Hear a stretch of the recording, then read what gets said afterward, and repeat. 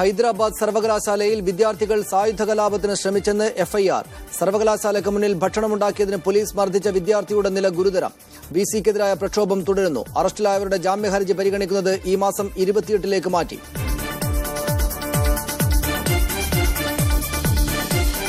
ജമ്മു കശ്മീരിൽ വീണ്ടും BJP PDP സഖ്യ സർക്കാർ അധികാരത്തിലേക്ക്. PDP അധ്യക്ഷ മെഹബൂബ മുഫ്തി മുഖ്യമന്ത്രിയാകും. മെഹബൂബയെ നിയമസഭാ കക്ഷി നേതാവായി തെരഞ്ഞെടുത്തു. PDP BJP നേതാക്കൾ നാളെ ഗവർണറെ കാണും.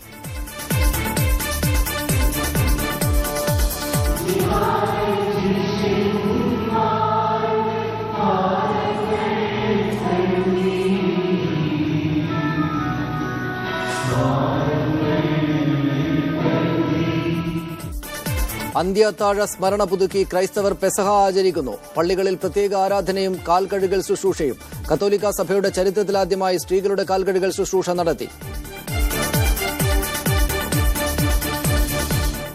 സിനിമാ താരവും കാഥികനുമായ BD രാജപ്പൻ അന്തരിച്ചു. അന്ത്യം കോട്ടയത്തെ സ്വകാര്യ ആശുപത്രിയിൽ. സംസ്കാരം നാളെ ഉച്ചയ്ക്ക്. വിടവാങ്ങിയത് പാരഡി ഗാനങ്ങളിലൂടെ മലയാളികളെ ചിരിപ്പിച്ച കലാകാരൻ.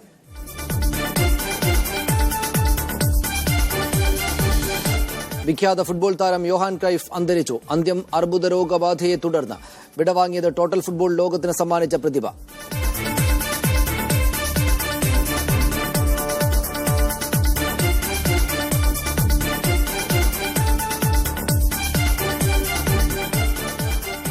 ഹൈദരാബാദ് സർവകലാശാലയിൽ അറസ്റ്റിലായ 27 വിദ്യാർത്ഥികളുടെയും 3 അധ്യാപകരുടെയും ജാമ്യഹർജി പരിഗണിക്കുന്നത് തിങ്കളാഴ്ചയിലേക്ക് മാറ്റി. വിദ്യാർത്ഥികൾ കലാപമുണ്ടാക്കാൻ ശ്രമിച്ചുവെന്നും ആയുധങ്ങളുമായി ആക്രമണം നടത്തിയെന്നും ആരോപിച്ചാണ് പോലീസ് FIR തയ്യാറാക്കിയിരിക്കുന്നത്. സമാന്തര ഭക്ഷണശാല നടത്തിയെന്നാരോപിച്ച് പോലീസ് ആക്രമിച്ച വിദ്യാർത്ഥിയുടെ ആരോഗ്യനില ഗുരുതരമായി തുടരുകയാണ്. രോഹിത് വെമുലയുടെ ആത്മഹത്യയെ തുടർന്ന് അവധിയിൽ പ്രവേശിച്ച VC അപ്പാറാവു തിരിച്ചെത്തിയതോടെയുയർന്ന പ്രതിഷേധം ശക്തമായി തുടരുകയാണ്. പ്രതിഷേധം നേരിടാൻ പോലീസും സർവകലാശാല അധികൃതരും കടുത്ത നടപടികളാണ് സ്വീകരിച്ചത്. VCയുടെ വസതി ഉപരോധിച്ച വിദ്യാർത്ഥികളെ പോലീസ് തല്ലിച്ചതയ്ക്കുകയും വിദ്യാർത്ഥികളെയും അധ്യാപകരെയും അറസ്റ്റ് ചെയ്യുകയും ചെയ്തിരുന്നു. വൈദ്യുതി, വെള്ളം, ഇന്റർനെറ്റ് സംവിധാനങ്ങൾ പൂർണ്ണമായും റദ്ദു ചെയ്തുകൊണ്ടായിരുന്നു സമരത്തെ നേരിട്ടത്. എന്നാൽ വിദ്യാർത്ഥി പ്രതിഷേധം ശക്തമായതോടെ ഇവ പുനഃസ്ഥാപിച്ചു. തെലങ്കാന പോലീസിന്റെ ക്യാമ്പായി സർവകലാശാലയെ മാറ്റിയെന്നും തടവുകാരെ പോലെയാണ് കഴിയുന്നതെന്നും വിദ്യാർത്ഥികൾ ആരോപിക്കുന്നു. വിദ്യാർത്ഥികൾ കലാപമുണ്ടാക്കാൻ ശ്രമിച്ചുവെന്നും ആയുധം കൈവശമുണ്ടായിരുന്നുവെന്നും ആരോപിച്ചാണ് പോലീസ് FIR തയ്യാറാക്കിയിരിക്കുന്നത്. ഏറ്റവും രസകരമായിരുന്നു ആ കേസ് ഷീറ്റ് FIR ഞങ്ങൾ കണ്ടതിന് ശേഷമുള്ള സിറ്റുവേഷൻ. ഞങ്ങൾ ഇവിടെ കലാപം ഉണ്ടാക്കാൻ ശ്രമിച്ചു, അതിക്രമങ്ങൾക്ക് ശ്രമിച്ചു, കൂടാതെ ഞങ്ങൾ ആയുധങ്ങൾ ഉപയോഗിച്ചു. എന്ത് തരത്തിലുള്ള ആയുധങ്ങളാണ് എന്നൊന്നും ഞങ്ങൾക്ക് ഇതുവരെ മനസ്സിലായിട്ടില്ല. ഞങ്ങളുടെ പേനയാണ് ഉദ്ദേശിച്ചെങ്കിൽ അത് എല്ലാ കാലത്തും ഞങ്ങളുടെ കയ്യിലുള്ളതാണ്. അതിപ്പം ആയുധമാണെന്ന് അവർ മനസ്സിലാക്കുന്നുണ്ട്. അത് ഞങ്ങളുടെ വിജയമാണ്. സർവകലാശാല ക്യാന്റീൻ അടച്ചുപൂട്ടിയതിനെ തുടർന്ന് സമാന്തര ഭക്ഷണശാല നടത്തിയ വിദ്യാർത്ഥികൾക്ക് നേരെ പോലീസ് നടത്തിയ ലാത്തിചാർജിൽ പരിക്കേറ്റ ഉദയഭാനുവിന്റെ ആരോഗ്യനില വഷളായി തുടരുകയാണ്. മീഡിയ 1 ഡൽഹി. ഈ വിഷയത്തിൽ ചർച്ചകൾക്കായി ശ്രീ മുഹമ്മദ് അഷ്റഫ്, അദ്ദേഹം അംബേദ്കർ സ്റ്റുഡൻസ് അസോസിയേഷന്റെ മുൻ കൺവീനറാണ്. അദ്ദേഹം കണ്ണൂർ സ്റ്റുഡിയോയിൽ നിന്നും ഈ ചർച്ചയിൽ പങ്കുചേരും. ഡോക്ടർ TB മധു, അദ്ദേഹം കാലിക്കറ്റ് സർവകലാശാലയിലെ ഫിലോസഫി വിഭാഗം അധ്യാപകനാണ്. അദ്ദേഹം ഹൈദരാബാദ് സർവകലാശാലയിലെ മുൻ വിദ്യാർത്ഥിയുമാണ്. അദ്ദേഹം കൊച്ചി സ്റ്റുഡിയോയിൽ നിന്നാണ് ഈ ചർച്ചയിൽ ചേരുക. BJP നേതാവ് ശ്രീ BB രാജേഷ് തിരുവനന്തപുരത്തുണ്ട്. ശ്രീ റോജി ജോൺ, NSUവിന്റെ പ്രസിഡന്റ്, അദ്ദേഹം കൊച്ചി സ്റ്റുഡിയോയിൽ നിന്നും ഈ ചർച്ചയിൽ പങ്കുചേരും. ആദ്യം ശ്രീ മുഹമ്മദ് അഷ്റഫ്, നിങ്ങൾ സായുധ കലാപത്തിന് മുതിർന്നുവെന്നാണ് പോലീസ് പറയുന്നത്. അങ്ങനെ ഉണ്ടായോ?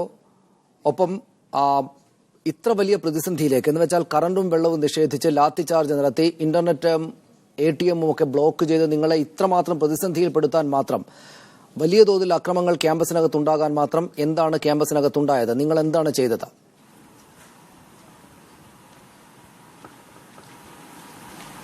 ഹൈദരാബാദ് സർവകലാശാലയിലെ 5ഓളം ദലിത് വിദ്യാർത്ഥികളെ യാതൊരു കാരണവുമില്ലാതെ പുറത്താക്കുകയും അവർക്ക് ഹോസ്റ്റലും അവരുടെ പഠന സൗകര്യങ്ങളും നിഷേധിക്കുകയും ചെയ്തതിന്റെ അടിസ്ഥാനത്തിൽ ക്യാമ്പസിൽ 2 മാസത്തിലധികമായി പ്രതിഷേധം നടന്നുകൊണ്ടിരിക്കുകയാണ്.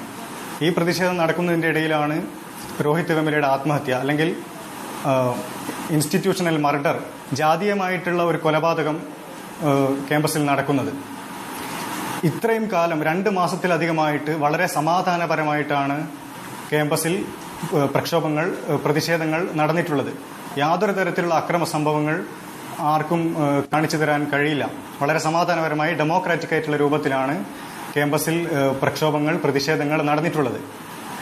ഈ രോഹിത് വെമുലയുടെ ആത്മഹത്യയിൽ പ്രധാനമായും കുറ്റാരോപിതനായിട്ടുള്ള അപ്പാറാവു എന്ന യൂണിവേഴ്സിറ്റി ഓഫ് ഹൈദരാബാദിലെ വൈസ് ചാൻസലർ ഇത്രയും കാലം ലീവിൽ പോവുകയും മാർച്ച് 22-ാം തീയതി ക്യാമ്പസിലേക്ക് തിരിച്ചു വരികയുമാണ്. കൃത്യമായ പ്ലാനോട് കൂടിയാണ് അദ്ദേഹം തിരിച്ചു വരുന്നത്. അദ്ദേഹത്തെ സപ്പോർട്ട് ചെയ്യുന്ന ഫാക്കൽറ്റികളെയും അതുപോലെ തന്നെ ABVP വിദ്യാർത്ഥികളുടെയും സംരക്ഷണത്തിൽ ആണ് അദ്ദേഹം ക്യാമ്പസിലേക്ക് വരുന്നത്. അതുപോലെ തന്നെ അദ്ദേഹത്തിന്റെ താമസ സ്ഥലത്ത് അദ്ദേഹത്തെ സംരക്ഷിക്കാൻ വേണ്ടി ABVP പ്രവർത്തകരാണ് അദ്ദേഹത്തിന്റെ വീട്ടിനുള്ളിൽ ഉണ്ടായിരുന്നത്. ഈ രോഹിത് വെമുലയുടെ കൊലപാതകത്തിൽ ഉത്തരവാദിയായ വൈസ് ചാൻസലർ ക്യാമ്പസിലേക്ക് തിരിച്ചു വരുമ്പോൾ സ്വാഭാവികമായും വിദ്യാർത്ഥികൾ പ്രതിഷേധ പ്രകടനം നടത്തും. അതിനെതിരായിട്ടുള്ള സമരത്തിൽ അവർ അണിചേരും. ഇത്തരത്തിലുള്ള സമാധാനപരമായിട്ടുള്ള പ്രതിഷേധമായിരുന്നു അവർ വൈസ് ചാൻസലറിന്റെ വീട്ടിൽ നടത്തിയിട്ടുള്ളത്. എന്നാൽ അദ്ദേഹത്തിന്റെ വീട്ടിനകത്തുണ്ടായിരുന്ന ABVP പ്രവർത്തകരാണ് അക്രമം അഴിച്ചുവിട്ടത്. അവർ ഫർണിച്ചറുകൾ എടുത്ത് പുറത്തേക്കെറിയുകയും അതുപോലെ തന്നെ അക്രമത്തിന് പ്രേരിപ്പിക്കുന്ന രൂപത്തിലുള്ള സംഭവ വികാസങ്ങൾ ABVP പ്രവർത്തകരുടെ നേതൃത്വത്തിലാണ് ക്യാമ്പസിൽ അരങ്ങേറിയിട്ടുള്ളത്. അപ്പാറാവുവിനെതിരായിട്ട് വൈസ് ചാൻസലർക്കെതിരായിട്ട് പ്രക്ഷോഭണം നടത്തിയ വിദ്യാർത്ഥികൾ തികച്ചും സമാധാനപരമായി ജനാധിപത്യപരമായ രൂപത്തിലാണ് സമരം നടത്തിയിട്ടുള്ളത്. അതുപോലെ തന്നെ വൈസ് ചാൻസലർക്ക് ഇതുവരെ ജാമ്യം കിട്ടിയിട്ടില്ല. അദ്ദേഹവുമായി ബന്ധപ്പെട്ടിട്ടുള്ള കേസ് നടന്നുകൊണ്ടിരിക്കുന്നുണ്ട്. SC അട്രോസിറ്റീസ് ആക്ടിന്റെ അടിസ്ഥാനത്തിലുള്ള കേസ് അപ്പാറാവുവിനെതിരായിട്ടുണ്ട്. അതുപോലെ തന്നെ രോഹിത് വെമുലയെ ആത്മഹത്യക്ക് പ്രേരിപ്പിച്ചു എന്ന വകുപ്പ് അനുസരിച്ചുള്ള കേസ് അപ്പാറാവുവിനെതിരായിട്ടുണ്ട്. ഈ കുറ്റാരോപണങ്ങൾ നിലനിൽക്കെയാണ് വളരെ തികച്ചും ആസൂത്രിതമായിട്ട് ടീച്ചിങ് സ്റ്റാഫിന്റെയും നോൺ ടീച്ചിങ് സ്റ്റാഫിന്റെയും ABVP വിദ്യാർത്ഥികളുടെയും പിന്തുണയോടുകൂടി സംരക്ഷണത്തോടുകൂടി ക്യാമ്പസിലേക്ക് തിരിച്ചു വന്ന് അദ്ദേഹത്തിനെതിരായിട്ട് പ്രതിഷേധിച്ച വിദ്യാർത്ഥികളെ പോലീസിന്റെ ഫോഴ്സ് ഉപയോഗിച്ചുകൊണ്ട് അടിച്ചമർത്തുകയാണ്. പെൺകുട്ടികളെ ആൺകുട്ടികളെയും പുരുഷരായ പോലീസുകാർ പെൺകുട്ടികളെ അടിച്ചമർത്തി അവരെ ആക്രമിച്ച ദൃശ്യങ്ങൾ വീഡിയോയിൽ കാണാവുന്നതാണ്. അപ്പൊ ആരാണ് ഇവിടെ അക്രമം അഴിച്ചുവിട്ടത് എന്നുള്ളത് പ്രധാനപ്പെട്ട ഒരു ചോദ്യമാണ്. ഞാൻ തിരിച്ചു വരാം താങ്കളിലേക്ക്. ശ്രീ മുഹമ്മദ് അഷ്റഫ്, ഞാൻ താങ്കളിലേക്ക് തിരിച്ചു വരാം. ശ്രീ BB രാജേഷ്, നമുക്ക് ആ ദൃശ്യങ്ങളിൽ കാണാം. ഇത് പലയിടങ്ങളിലും ടെലിവിഷൻ ചാനലുകളിലും ഓൺലൈൻ മീഡിയയിലും ഒക്കെ ഇപ്പോൾ പരന്നുകൊണ്ടിരിക്കുകയാണ്. അത്രമേൽ നിഷ്ഠൂരമായ തോതിലാണ് കഴിഞ്ഞ ദിവസം പോലീസ് വിദ്യാർത്ഥികളെ തല്ലിച്ചതച്ചത്.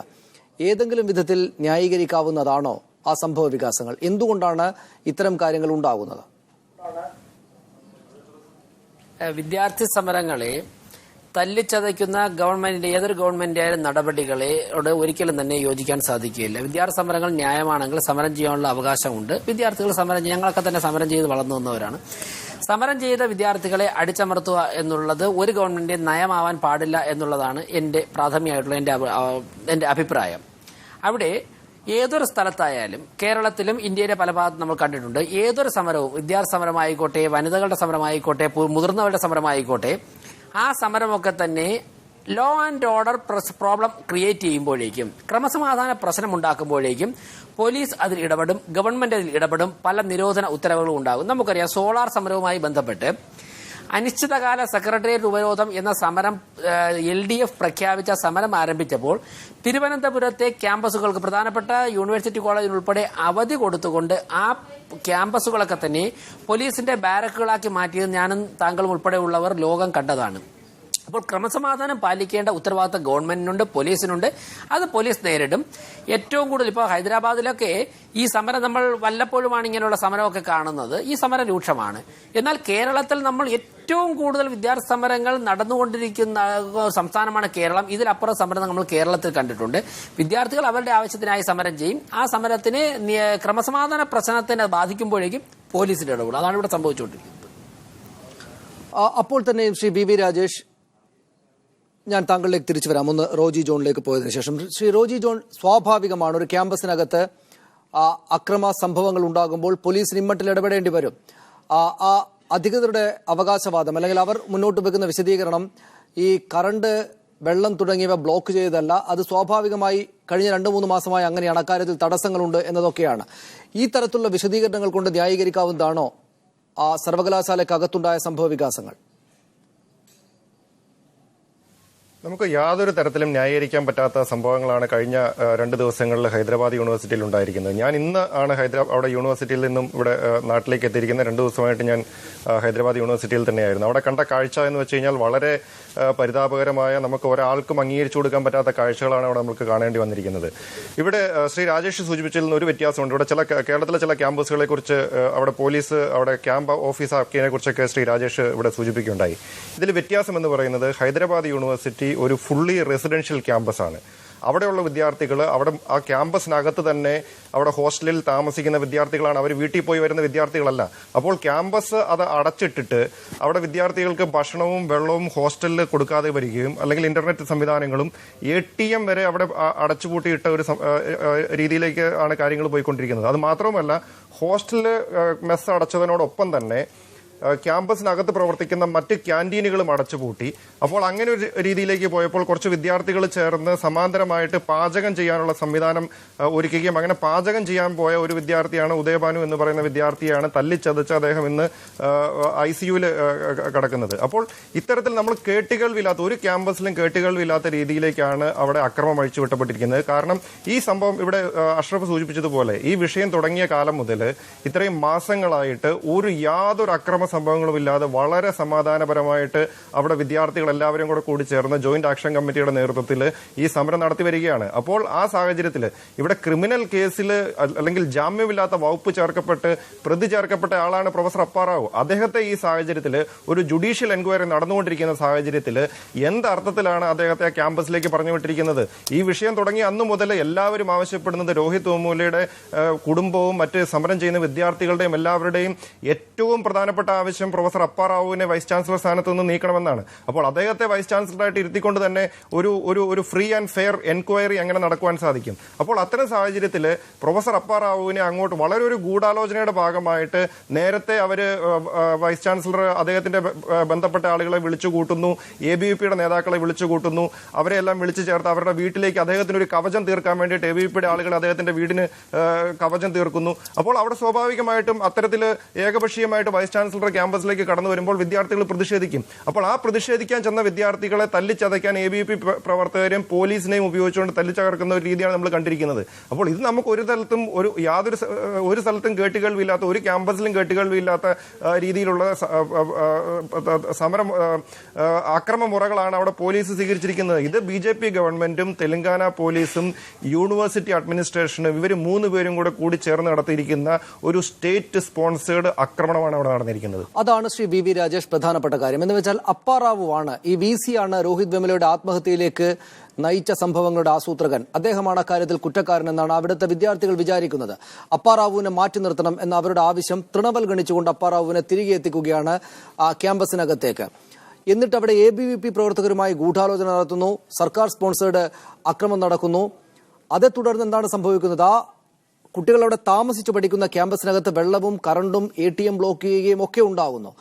അതായത് രോഹിത് വെമുലയുടെ ആത്മഹത്യയിലേക്ക് തന്നെ നയിച്ച സംഭവം അദ്ദേഹത്തെ ജീവിക്കാൻ പറ്റാത്ത വിധം ഹോസ്റ്റലിൽ നിന്ന് പുറത്താക്കുകയാണ് ചെയ്തത്. അതേ തുടർന്നാണ് ആ ദളിത് വിദ്യാർത്ഥിക്ക് ആത്മഹത്യ ചെയ്യേണ്ടി വന്നത് എന്നെല്ലാവർക്കും അറിയാവുന്നതാണ്.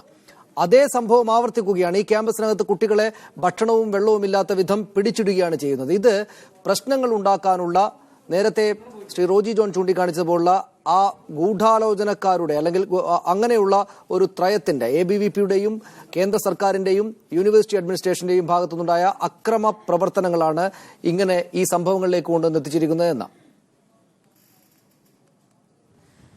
എന്റെ പ്രിയപ്പെട്ട ശ്രീ റോജി ജോൺ പറഞ്ഞ കാര്യങ്ങൾ തന്നെ സനീഷ് ഒന്നുകൂടി വിശകലനം ചെയ്താൽ അതിന്റെ ഉത്തരവെല്ലാം ആ കാര്യങ്ങളിൽ തന്നെ ഉണ്ട്. ഈ അബ്ബാറാവുവിനെ നിയമിച്ച എപ്പോഴാ? അതും ഗൂഢാലോചനയാണെന്നാണ് താങ്കൾ പറയുന്നത്. വേറൊന്ന്, ഒരുപാട് പേർ ആവശ്യപ്പെടുന്നു VC രാജിവെക്കണമെന്ന്.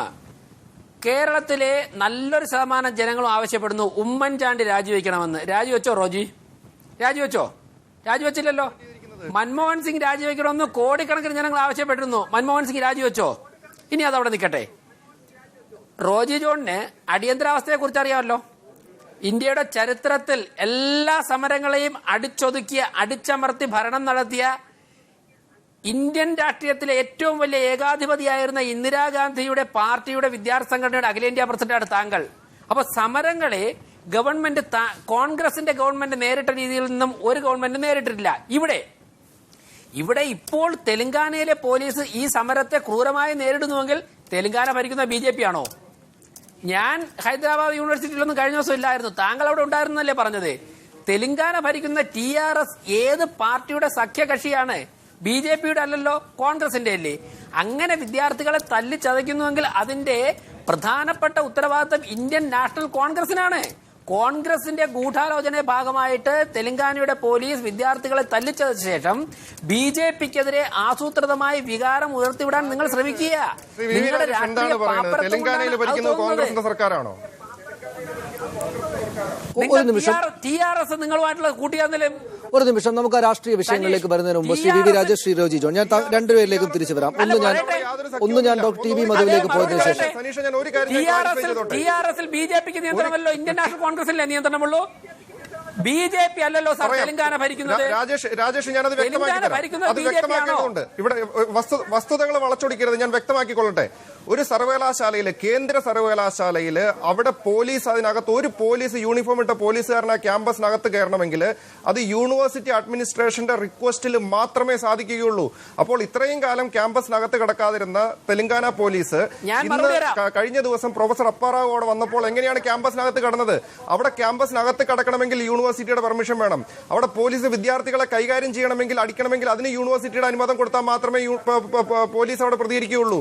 അപ്പോൾ ഇവിടെ തെലങ്കാന പോലീസ് TRS ഗവൺമെന്റും കോൺഗ്രസും തമ്മിൽ യാതൊരു ബന്ധവും ഇല്ലെന്നുള്ള കാര്യം ഇവിടെ എല്ലാവർക്കും അറിയാവുന്നതാണ്. അപ്പോൾ അവിടെ യൂണിവേഴ്സിറ്റി അഡ്മിനിസ്ട്രേഷൻ ആവശ്യപ്പെട്ടതനുസരിച്ച് മാത്രമാണ് അവിടെ പോലീസ് പോയിരിക്കുന്നതും ഈ തരത്തിൽ വിദ്യാർത്ഥികളെ പെരുമാറിയിരിക്കുന്നതും. ഞാൻ ഒരു നിമിഷം തിരിച്ചു വരാം ശ്രീ റോജി ജോൺ. ഞാൻ VV രാജേഷ്, താങ്കൾക്ക് ആവശ്യത്തിന് സമയം തരാം, ഞാൻ താങ്കളിലേക്ക് വരികയും ചെയ്യാം. ഒരു തവണ ഡോക്ടർ TB മധുവിലേക്ക്. ഡോക്ടർ TB മധു, എന്തുകൊണ്ടാണ് ഇത്തരം സംഭവങ്ങൾ ആവർത്തിക്കുന്നത്? രോഹിത് വെമുലയുടെ ആത്മഹത്യ ഉണ്ടായപ്പോൾ, അതേ തുടർന്ന് രാജ്യം ആകെ തന്നെ ബുദ്ധിമുട്ടിലായപ്പോൾ ആ ആത്മഹത്യ ഒരു ഇൻസ്റ്റിറ്റ്യൂഷണൽ മർഡറാണ് എന്ന് പ്രതിപക്ഷവും നിരീക്ഷകരും ആവർത്തിച്ച് പറഞ്ഞപ്പോൾ ഇത്തരം സംഭവങ്ങൾ ആവർത്തിക്കുകയില്ല.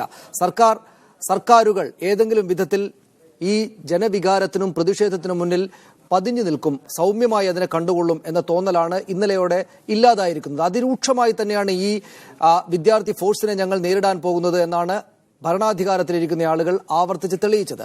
എന്തുകൊണ്ടാണ് അങ്ങനെ? ആരുടെ ഭാഗത്തു നിന്നാണ് വീഴ്ച? എന്തുകൊണ്ട് ഇത്തരം സംഭവങ്ങൾ ആവർത്തിക്കുന്നു?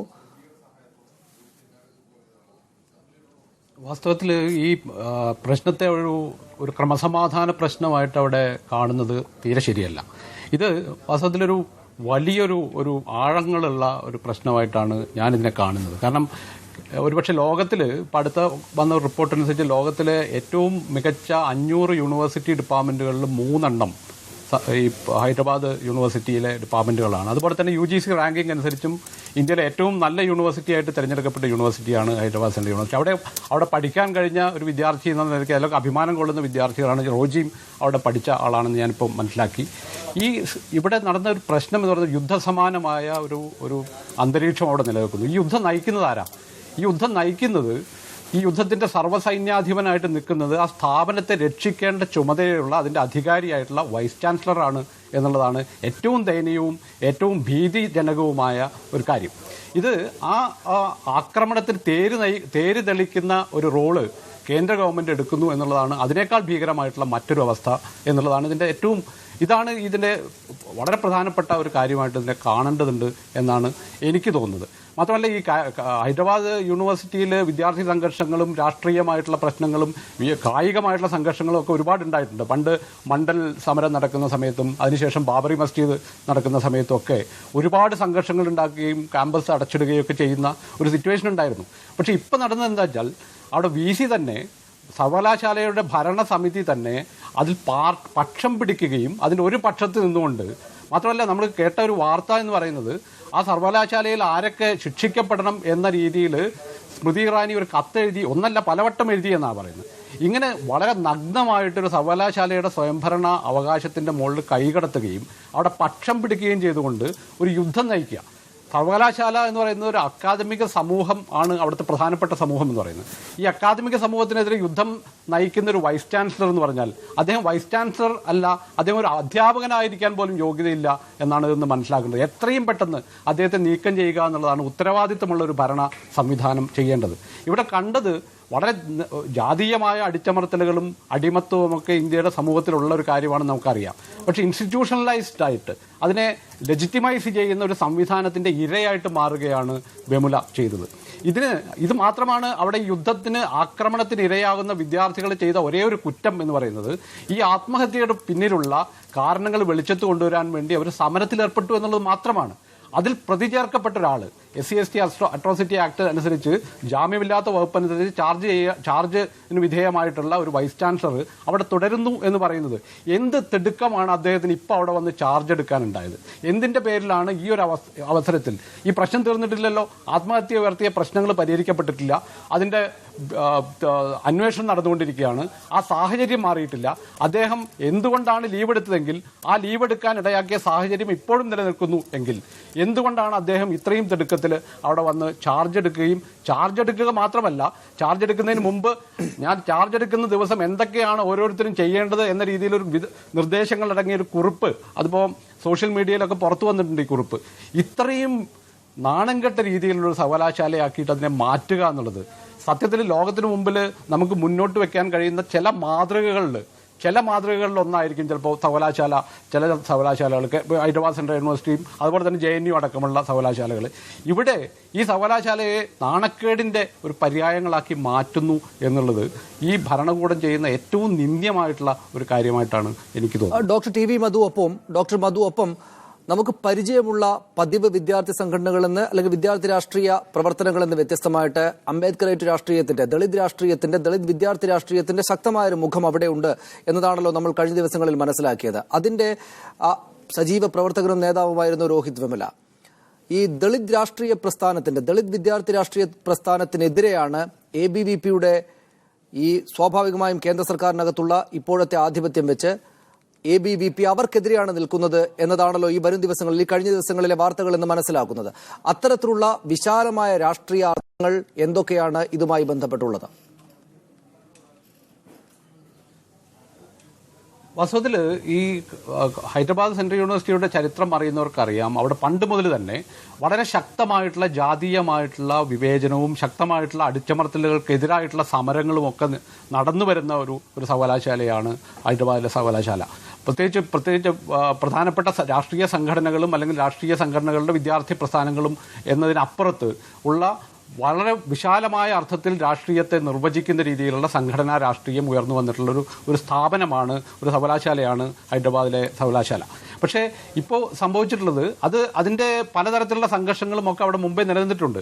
ഇപ്പോൾ അത് സംഭവിക്കുന്ന പ്രത്യേകിച്ച് സർവകലാശാല സംവിധാനങ്ങളിൽ ഇപ്പോൾ സംഭവിക്കുന്ന ഒരു കാര്യം എന്ന് പറയുന്നത് അവിടെയുള്ള ഇപ്പം ഇന്ത്യയുടെ സമൂഹത്തിൽ മൊത്തത്തിലുള്ള ജാതീയമായിട്ടുള്ള അടിമത്തങ്ങളും അടിച്ചമർത്തലുകളെയും ഇൻസ്റ്റിറ്റ്യൂഷണലൈസ് ചെയ്യുകയും അതിനെ ലെജിറ്റിമൈസ് ചെയ്യുകയും ചെയ്യുന്ന ഒരു സംവിധാനങ്ങളായിട്ട് സർവകലാശാലകൾ മാറുന്നു എന്നുള്ളതാണ് ഇതിൻ്റെ ഏറ്റവും പ്രധാനപ്പെട്ട പരിതാപകരമായിട്ടൊരവസ്ഥ. ഇതിനെതിരെയുള്ള ചെറുത്തുനിൽപ്പുകളാണ് വാസ്തവത്തിൽ അവിടെ വളർന്നു വന്നിട്ടുള്ളത്. ഈ ചെറുത്തുനിൽപ്പുകളെ ഇല്ലാതാക്കാനുള്ള ശ്രമത്തിൻ്റെ ഭാഗമായിട്ട് മാത്രമാണ് ഇത്തരം ആക്രമണങ്ങളെ കാണാൻ കഴിയുക എന്നാണ് എനിക്ക് തോന്നുന്നത്. തിരിച്ചു വരാം. ശ്രീ VV രാജേഷ്, ഇത് ആദ്യമുണ്ടായിരിക്കുന്ന അത്ഭുതങ്ങളെല്ലാം മാറി ഇപ്പോൾ കേന്ദ്ര സർക്കാർ രാജ്യത്തെ അക്കാഡമിക സർവകലാശാലകൾക്കെതിരെ, വിദ്യാർത്ഥി സമൂഹത്തിനെതിരെ യുദ്ധത്തിലേർപ്പെട്ടുകൊണ്ടിരിക്കുകയാണ്. ABVPയുടെ സഹായത്തോടെ, അധികാര മിഷണറിയുടെ സഹായത്തോടുകൂടി വിദ്യാർത്ഥികൾക്കെതിരായിട്ട് വിദ്യാർത്ഥികളെ എതിർ നിർത്തിക്കൊണ്ടൊരു യുദ്ധത്തിലേർപ്പെട്ടുകൊണ്ടിരിക്കുകയാണെന്ന അഭിപ്രായം വലിയ തോതിൽ ശക്തിപ്പെട്ടു വരുന്നുണ്ട്. അതിന്റെ പ്രകടമായൊരു രൂപം സർവകലാശാലക്കകത്ത് കഴിഞ്ഞ ദിവസം കണ്ടു എന്ന് വിചാരിക്കുന്നവരാണ് കൂടുതലും. അങ്ങനെയല്ലെന്ന് പറയാൻ നിങ്ങളുടെ കയ്യിൽ ന്യായീകരണങ്ങളുണ്ടോ? അങ്ങനെയാണെന്ന് പറയാൻ താങ്കളുടെ കയ്യിൽ എന്തെങ്കിലും ന്യായീകരണമുണ്ടോ? അങ്ങനെയാണെന്ന് പറയാനുള്ള ന്യായീകരണങ്ങളാണ് മറ്റു 3 പേരും നിരത്തിയത്. എന്ത് തരത്തിൽ 3 പേര്, ഇപ്പോൾ ഒരു ഭാഗം പറയാൻ ഞാനും മറുഭാഗം പറയാൻ 3 പേരും ഇരിക്കുന്നത് തന്നെ ഈ പാനൽ ബാലൻസ്ഡ് അല്ല എന്നുള്ളതിന്റെ ഏറ്റവും വലിയ തെളിവാണ്. അവർ മൂന്ന് പേരും കൂടി ഏകദേശം ഒരു 20 പോയിന്റ് BJPക്കെതിരെ പറയുമ്പോൾ അതിനെതിരെ പറയാൻ വേണ്ടി ഞാൻ ഒരു വ്യക്തി മാത്രമാണുള്ളത്. അത്രേ ഉള്ളൂ. താങ്കൾക്ക് സമയം പറഞ്ഞു എന്നുള്ളത് കൊണ്ട്, അതെ സനീഷ്, അവർ 3 പേരും പറഞ്ഞു എന്നുള്ളത് കൊണ്ട് വസ്തുത അല്ലാത്ത കാര്യങ്ങൾ വസ്തുതയായി മാറണം എന്നില്ല. ഇവിടെ ഈ ഗവൺമെന്റ് അധികാരത്തിൽ വന്നതിന് ശേഷം ആവുന്ന എല്ലാ തരത്തിലുള്ള കക്ഷികളെയും പിടിച്ചുകൊണ്ട് കോൺഗ്രസിന്റെ നേതൃത്വത്തിൽ ഈ ഗവൺമെന്റിനെതിരെ ഒരു ജനവികാരം ഉയർത്തിവിടുവാനുള്ള ശ്രമം നടത്തുന്നുണ്ട്. ഞാൻ വളരെ സ്പെസിഫിക് ആയിട്ടുള്ള ചില ചോദ്യങ്ങൾ റോജി ജോണിനോട് ചോദിച്ചു. അദ്ദേഹത്തിന് അതിനൊന്നും തന്നെ ഉത്തരം പറയാൻ സാധിച്ചില്ല. ബഹുമാനപ്പെട്ട ഡോക്ടർ TV മധു അദ്ദേഹം പറഞ്ഞു, കേന്ദ്ര HRD മിനിസ്റ്റർ ആ സർവകലാശാലയിലെ വിദ്യാർത്ഥികളെ ശിക്ഷിക്കണം എന്ന്, ഇന്ന രീതിയിൽ ശിക്ഷിക്കണം എന്ന് പറഞ്ഞു കത്തെഴുതി എന്ന് പറഞ്ഞു. ഞാൻ അദ്ദേഹത്തോട് ചോദിക്കുന്നു, അങ്ങനെ ഒരു കത്ത് അദ്ദേഹം കണ്ടിട്ടുണ്ടെങ്കിൽ അതിന്റെ കോപ്പി നാളെ ഏതെങ്കിലും ഒന്ന് സോഷ്യൽ മീഡിയയിലൂടെ ഒന്ന് പ്രചരിപ്പിക്കുകയോ എന്റെ മെയിൽ ID അയച്ചു തരുകയോ അല്ലെങ്കിൽ മീഡിയ ഓൺ ചാനലിന് കൊടുത്തൊന്ന് പ്രസിദ്ധപ്പെടുത്താമോ? അദ്ദേഹം കോൺഗ്രസിന്റെ നേതാക്കന്മാർ, MP മാർ ആ സർവകലാശാലയുമായി ബന്ധപ്പെട്ട് എഴുതിയ കത്തിനും സ്മൃതി ഇറാനി മറുപടി നമുക്ക് ഒന്നുകൂടെ സ്പെസിഫിക് ആയാൽ ശ്രീ വി രാജേഷ് ഒന്നുകൂടെ നമുക്ക് സ്പെസിഫിക് ആയാൽ ഏറ്റവും പ്രധാനപ്പെട്ട ചോദ്യം, ഇന്നത്തെ ചോദ്യം, ഈ കേസ് നടന്നുകൊണ്ടിരിക്കെ ഒരു ആത്മഹത്യയിൽ കുറ്റക്കാരനാണ് എന്ന് വിദ്യാർത്ഥി സമൂഹവും ആത്മഹത്യ ചെയ്യപ്പെട്ട ആ കുട്ടിയുടെ വിദ്യാർത്ഥിയുടെ അമ്മയും സഹോദരനും പറയുന്ന VC-യെ കേസ് നടന്നുകൊണ്ടിരിക്കെ ക്യാമ്പസിനകത്തേക്ക് പ്രവേശിപ്പിച്ചത് എന്തുകൊണ്ടാണ്? അത് പ്രകോപനം ഉണ്ടാക്കുമെന്ന് മനസ്സിലാക്കാൻ മാത്രം ശേഷിയില്ലാത്ത ആളുകളാണോ ഈ അഡ്മിനിസ്ട്രേഷൻ ഉള്ള ആളുകൾ? VC അപ്പാറാവിനെ മാറ്റി നിർത്തിയാൽ എന്താണ് കുഴപ്പം? സനീഷേ, അതാണ് പ്രശ്നം അതാണ്. ഈ VC-ക്കെതിരെ FIR രജിസ്റ്റർ ചെയ്തിട്ടുണ്ടെങ്കിൽ VC അന്വേഷണം നേരിടട്ടെ. ഈ കുട്ടികൾ, അതോടൊപ്പം തന്നെ രോഹിത് വിമലയുടെ കുടുംബം, രോഹിത് വിമലയുടെ ആത്മഹത്യാക്കുറിപ്പിൽ കേന്ദ്ര ഗവൺമെന്റിനെയോ BJP നേതൃത്വത്തെ ആരെങ്കിലും കുറ്റപ്പെടുത്തിയിട്ടുണ്ടോ? ഇല്ലല്ലോ. VC അന്വേഷണം നേടുന്നുവെങ്കിൽ VC-യെ കുറ്റക്കാരനാണ്. ഞാൻ VC-യെ ന്യായീകരിക്കുന്നുമില്ല. ഞാൻ അതുപോലൊപ്പം തന്നെ അവിടെ നടക്കുന്ന അക്രമ പ്രവർത്തനങ്ങൾ ഞാൻ ന്യായീകരിക്കുന്നില്ല. VC കുറ്റക്കാരനാണ് എന്ന് പറഞ്ഞുകൊണ്ട് ഏതെങ്കിലും കോടതി കണ്ടെത്തിയിട്ടുണ്ടോ? ഇവിടെ വിദ്യാർത്ഥികളെ ഇളക്കിവിട്ട് സമരം ചെയ്യിക്കുക, ക്രമസമാധാന പ്രശ്നം ഉണ്ടാക്കുക. നേരത്തെ റോജി ജോൺ പറഞ്ഞു, അവിടെ വിദ്യാർത്ഥികളെ തല്ലണമെങ്കിൽ യൂണിവേഴ്സിറ്റിയുടെ പെർമിഷൻ വേണം. അങ്ങനെ വിദ്യാർത്ഥികളെ തല്ലിക്കോ എന്ന് ഏതെങ്കിലും യൂണിവേഴ്സിറ്റി പെർമിഷൻ എഴുതി കൊടുത്ത ചരിത്രമുണ്ടോ? ഇത്തരത്തിൽ വസ്തുക്കളെ വളച്ചൊടിക്കരുത് റോജി ജോൺ. അവിടെ ഒരു പ്രശ്നമുള്ളത് ശ്രീ വി വി രാജേഷ്, ഈ അഡ്മിനിസ്ട്രേഷൻ എഴുതിയിരിക്കുന്ന കത്തിൽ, പോലീസിനോട് ആവശ്യപ്പെട്ടിരിക്കുന്ന കത്തിൽ, മാധ്യമപ്രവർത്തകർ അകത്തേക്ക് കയറ്റരുത്, മറ്റാരെയും അകത്തേക്ക് കയറ്റരുത്, ഗേറ്റുകൾ ക്ലോസ് ചെയ്തിരിക്കണം, ആരെയും ഷൂട്ട് ചെയ്യാൻ അനുവദിക്കരുത് എന്ന് മാത്രമല്ല, കനയ്യകുമാറിനെ അങ്ങോട്ട് പോയപ്പോൾ കനയ്യകുമാറിനെ മാത്രമല്ല രോഹിത് വെമുലയുടെ അമ്മയെയും സഹോദരനെയും വഴിയിൽ തടയുകയാണ് ചെയ്തത്. കംപ്ലീറ്റ് ഒരു ജയിൽ സമാനമാക്കി നിർത്തുകയാണല്ലോ ചെയ്തത്. അതിന് രേഖാമൂലമുള്ള അപേക്ഷയാണല്ലോ നൽകിയിരിക്കുന്നത്. അപ്പോൾ പിന്നെ അകത്തിട്ട് തല്ലിയാലും അതിന് അനുമതി കൊടുക്കുക എന്നത് തന്നെയായിരിക്കുമല്ലോ അഡ്മിനിസ്ട്രേഷൻ ഉദ്ദേശിച്ചിട്ടുണ്ടാവുക. അല്ലല്ലോ, ഏതൊരു സ്ഥാപനത്തിന്റെയും അഡ്മിനിസ്ട്രേറ്റീവ് ബോഡിക്ക് ആ സ്ഥാപനത്തിന്റെ ക്രമസമാധാനം പാലിക്കുവാൻ വേണ്ടിയുള്ള നിയമ നടപടികൾ പോലീസിനോട് ആവശ്യപ്പെട്ട് സ്വീകരിക്കാം. പോലീസിന് അതിൻ്റെതായ പവർ നമ്മുടെ ആക്ടുകളിൽ കൊടുത്തിട്ടുണ്ട്, നമ്മുടെ ഭരണഘടനയിൽ കൊടുത്തിട്ടുണ്ട്, നമ്മുടെ നിയമപുസ്തകങ്ങളിൽ കൊടുത്തിട്ടുണ്ട്. ഒരു പ്രദേശത്ത് ക്രമസമാധാന പ്രശ്നം നിലനിൽക്കുമ്പോൾ ആ പ്രശ്നം ആളിക്കത്തിക്കാൻ സാധ്യതയുള്ളവർ കടന്നു വരുമ്പോഴേക്കും റെസ്ട്രിക്റ്റ് ചെയ്യുവാനുള്ള നിയമപരമായുള്ള അധികാരം പോലീസിനുണ്ട്. ഇനി പോലീസ് അവരുടെ അധികാര പരിധിക്ക് പുറത്താണ് അവർ ആക്ട് ചെയ്തതെങ്കിൽ ഈ റോജി ജോൺ ഉൾപ്പെടെ ഉള്ളവർക്ക് മുകളിലുള്ള കോടതിയെ സമീപിച്ചുകൊണ്ട് കനയ്യകുമാറിന് പ്രവേശനം വാങ്ങിക്കൊടുക്കൂ. ഞാൻ എന്ന് പറഞ്ഞിട്ട് നിങ്ങളുടെ സമരം ചെയ്യാനുള്ള അവകാശത്തെ നിഷേധിക്കില്ല. അവിടെ സമരം ചെയ്യാനുള്ള വിദ്യാർത്ഥികളുടെ അവകാശമുണ്ട്. അവർ സമരം ചെയ്തോട്ടെ. ആ സമരം ക്രമസമാധാന മേഖലയെ ബാധിക്കുമ്പോൾ പോലീസ് ഇടപെടും. ഞാനൊരു നിമിഷം തിരിച്ചു വരാം. ശ്രീ മുഹമ്മദ് അഷ്റഫ്, അത് സ്വാഭാവികമായ ഒരു കാര്യമാണ്. എല്ലാ ക്യാമ്പസുകളിലും പൊതുസ്ഥലങ്ങളിലും ക്രമസമാധാന നില തകർന്നാൽ പോലീസ് ഇടപെടുക എന്നത് സ്വാഭാവികമായ കാര്യമാണ്. ഇവിടെ മാത്രം അതെങ്ങനെയാണ് വേറിട്ടതാകുന്നത്? ശ്രീ മുഹമ്മദ് അഷ്റഫ്, ഇതില് വി വി രാജേഷ് പ്രാഥമികമായി മനസ്സിലാക്കേണ്ട ഒരു കാര്യം, ഇതൊരു കോൺഗ്രസ് BJP വിഷയമല്ല. ഹൈദരാബാദ് സർവകലാശാലയിൽ ഒരുപാട് കാലങ്ങളായിട്ട് ഇത്തരത്തിലുള്ള ജാതീയമായ അടിച്ചമർത്തലുകളും വിവേചനവും നടന്നുകൊണ്ടിരിക്കുന്നുണ്ട്. 2002 അപ്പാറാവു ചീഫ് വാർഡനായിരുന്ന സമയത്ത് 10-ലധികം ദലിത് വിദ്യാർത്ഥികളെ ആ സ്ഥാപനത്തിൽ നിന്ന് പുറത്താക്കിയിട്ടുണ്ട്. അതുപോലെ രോഹിത് വെമുലയുടെ കേസിലേക്ക് വരും 10 വർഷത്തിനിടയ്ക്ക് 9ഓളം ദലിത് ആത്മഹത്യകൾ ഹൈദരാബാദ് യൂണിവേഴ്സിറ്റിയിൽ നടന്നിട്ടുണ്ട്. അവിടെ അംബേദ്കർ സ്റ്റുഡൻസ് അസോസിയേഷൻ എന്ന ശക്തമായ സംഘടനയെ അടിച്ചമർത്തുവാൻ വേണ്ടിയുള്ള BJPയുടെ കൃത്യമായിട്ടുള്ള ഒരു തന്ത്രമാണ് ഇപ്പോൾ നടന്നുകൊണ്ടിരിക്കുന്നത്. അംബേദ്കർ സ്റ്റുഡൻസ് അസോസിയേഷൻ എന്ന് പറയുമ്പോൾ ദളിതുകളും മുസ്ലിങ്ങളും നോർത്ത് ഈസ്റ്റിൽ നിന്നുള്ള വിദ്യാർത്ഥികളും കശ്മീരിൽ നിന്നുള്ള വിദ്യാർത്ഥികൾ, അങ്ങനെ കീഴാള ന്യൂനപക്ഷ രാഷ്ട്രീയം ഉയർത്തിപ്പിടിക്കുന്ന അംബേദ്കർ സ്റ്റുഡൻസ് അസോസിയേഷൻ അടിച്ചമർത്തുവാൻ വേണ്ടിയുള്ള തന്ത്രങ്ങളാണ് BJPയും യൂണിവേഴ്സിറ്റി അഡ്മിനിസ്ട്രേഷനും ചെയ്തുകൊണ്ടിരിക്കുന്നത്. അത് വളരെ കൃത്യമാണ്. ഒന്നാമതായിട്ട് മുസഫർ നഗർ ബാക്കി എന്ന ഡോക്യുമെന്ററി പ്രദർശിപ്പിച്ചതുമായി ബന്ധപ്പെട്ടായിരുന്നു ആദ്യം കേസുണ്ടായിരുന്നത്.